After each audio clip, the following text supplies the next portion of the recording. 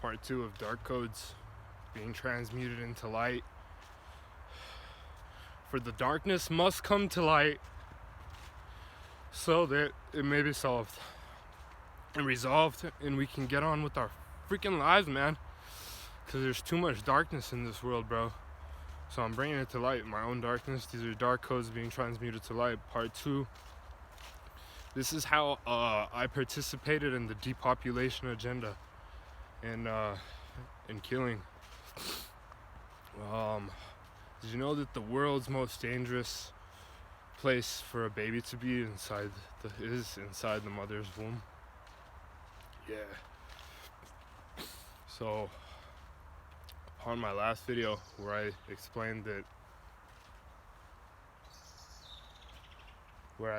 I lost my best friend to a Jezebel spirit, this is how it continues. Part 2 is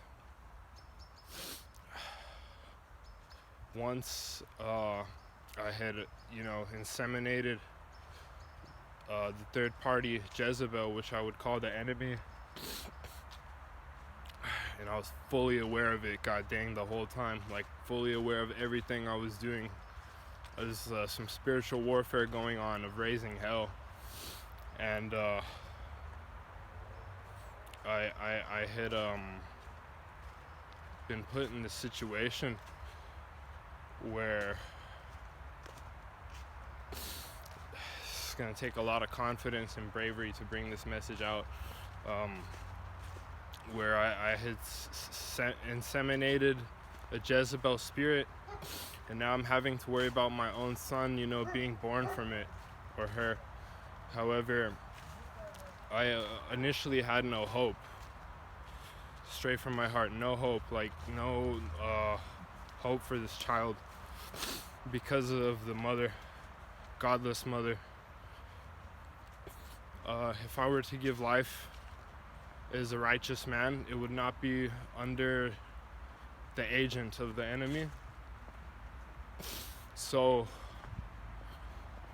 what do? I start acting a fool, doing crazy things, like making it obvious that this child will not be born to this mother, this so-called supposed to be maiden. I treated her very badly. I give her that.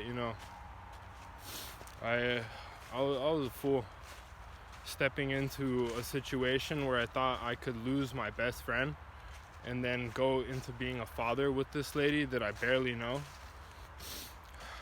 that I had met so shortly in a period of time in my life, that I had also been warned not to be with. And upon signs of things going on,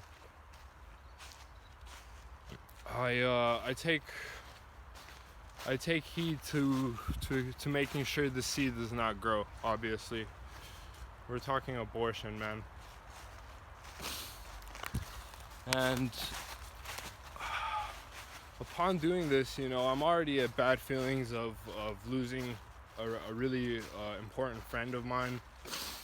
Second, my own seed is being incubated inside of an organic human being, because this lady, was still a human being, and she was of the pure blood, I would say, the unvaccinated, the unjabbed. So I take real heed into what's going on, But after hearing just a couple of stories, man, from the third party Jezebel, that if this child were to be born, how would we provide for it? Hearing stories of filming pornos, man, and using ether energy to film porno is absolutely horrible to my mind. That's not what the Most High would want. That's not what a righteous man would want for his son or his daughter.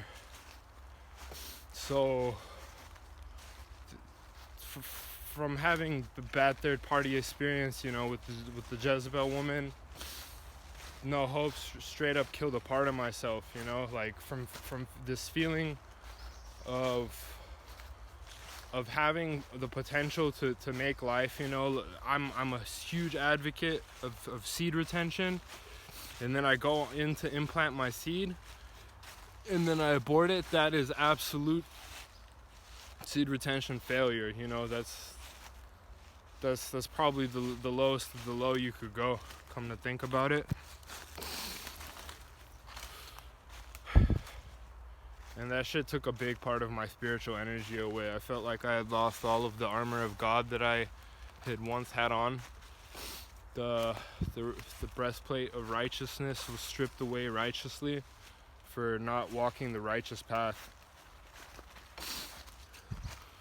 So that's why I'm making this video, man, so people can regain spiritual strength through mind experiences and know that you cannot expect to incubate babies with the enemy, or going out to sleep with the enemy and thinking that that's going to be all cool. In the eyes of the Most High, you're just disgracing yourself, straight up cursing yourself, you know. And I went down that path, man. I went down that wrong path, dark path, until I could find the right path and get back into a normal convergence with me and my higher self. Because these are animalistic natures that take me down into a lower sense, you know. At the moment of trying to make this baby, I hear a straight up demon voice, and I'm telling you, this was the darkest part of the story that's gonna take the most courage to say. Before I had, like seconds before inseminating this incubation that would later be destroyed or discarded or rejected, I hear in my ear like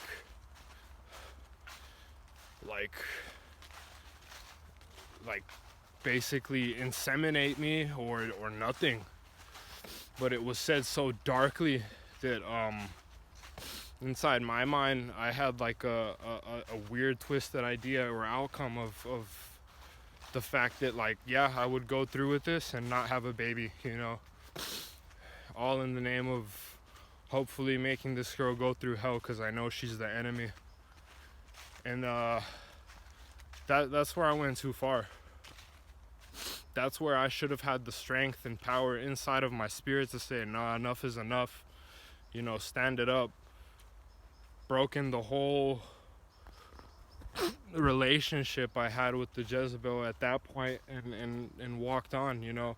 Even from part one, I should have, when I was put in the situation of having to choose between my best friend and a Jezebel, I should have just chose neither. That's the moment of righteousness where you can choose neither the friend, neither the Jezebel, and walk alone on a righteous path. I had to be put through hell on the wrong path until I could be left alone and lose them both, to realize everything that I could realize, you know. So that's why I'm making this video, man. We don't need more unnecessary kids dying, because that only hurts the feelings of the mothers that they could have been and the fathers they could have been, and it's way more psychological than that, you know. It's deeper that you can even speak upon. Like, it's really some shit, man. But yeah, I hope you guys learned something from this video. I hope you guys take this lightly and learn from me, and I will continue on with more videos once I have the time to. This is Dad Chill. Y'all have a blissful life. Peace out.